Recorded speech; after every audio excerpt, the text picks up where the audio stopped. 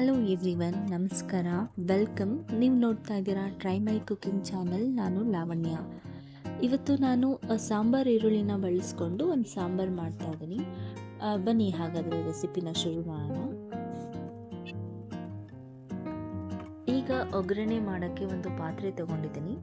ಅದಕ್ಕೆ ಅರ್ಧ ಬೌಲ್ ಎಣ್ಣೆನ ಸೇರಿಸ್ಕೊಂಡು ಸಾಸಿವೆನ ಸೇರಿಸ್ಕೊಳ್ತಾ ಇದ್ದೀನಿ.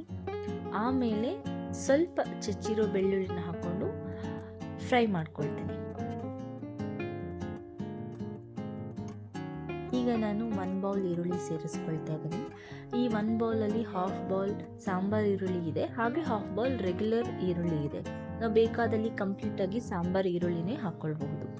ಈರುಳ್ಳಿ ಹಾಕೊಂಡ ತಕ್ಷಣ ನಾನು ಇಲ್ಲಿ ಈರುಳ್ಳಿ ಕಂಪ್ಲೀಟಾಗಿ ಕುಕ್ ಆಗಬೇಕು. ಒಂದು 2 ಮಿನಿಟ್ಸ್ ಚೆನ್ನಾಗಿ ಫ್ರೈ ಮಾಡ್ಕೊಳ್ತೀನಿ. ಈರುಳ್ಳಿ ಫ್ರೈ ಆಗಿದೆ. ಈಗ ಒಂದು ಮೀಡಿಯಂ ಸೈಜ್ ಟೊಮೆಟೊನ ಹಾಕ್ಕೊಂಡು ಅದನ್ನು ಕೂಡ ಫ್ರೈ ಮಾಡ್ಕೊಳ್ತೀನಿ. ಟೊಮೆಟೊ ಫ್ರೈ ಆದ ತಕ್ಷಣ ನಾನಿಲ್ಲಿ 1.5 ಸ್ಪೂನ್ ಧನಿಯಾ ಪುಡಿ, ಅರ್ಧ ಸ್ಪೂನ್ ಅರಿಶಿನ ಪುಡಿ, ಹಾಗೆ 2 ಸ್ಪೂನ್ ಸಾಂಬಾರ್ ಪುಡಿ ಹಾಕ್ಕೊಳ್ತಾ ಇದ್ದೀನಿ. ಖಾರ ಬೇಕಾದಲ್ಲಿ ಚಿಲ್ಲಿ ಪೌಡರ್ ಕೂಡ ಸೇರಿಸ್ಕೊಳ್ಬೋದು. ಹಾಗೆ ರುಚಿಗೆ ತಕ್ಕಷ್ಟು ಉಪ್ಪು, ಅರ್ಧ ಬೌಲ್ ಹುಣಸೆ ಹಣ್ಣಿನ ರಸ ಎಲ್ಲನೂ ಹಾಕ್ಕೊಂಡು 1 ನಿಮಿಷ ಫ್ರೈ ಮಾಡ್ಕೊಳ್ತೀನಿ.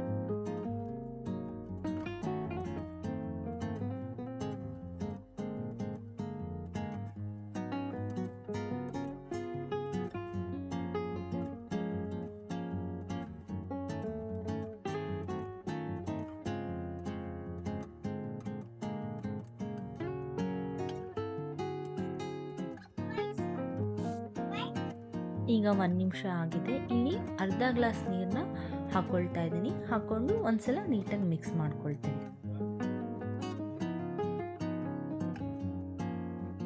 ಈಗ ಕುದೀತಾ ಇದೆ ಇದು. ನಾನು ಆಲ್ರೆಡಿ ಇಲ್ಲಿ ಬೇಳೆನ ಬೇಯಿಸಿಟ್ಕೊಂಡಿದ್ದೀನಿ. 1 ಬೌಲು ಬೇಯಿಸಿಟ್ಕೊಂಡಿರೋ ಬೇಳೆನ ಸೇರಿಸ್ಕೊಳ್ತಾ ಇದ್ದೀನಿ.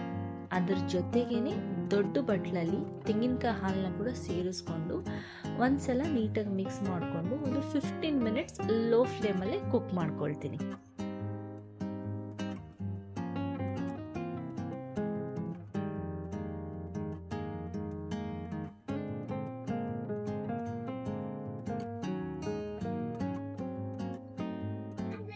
ನೋಡಿ, 15 ಮಿನಿಟ್ಸ್ ಆಯಿತು.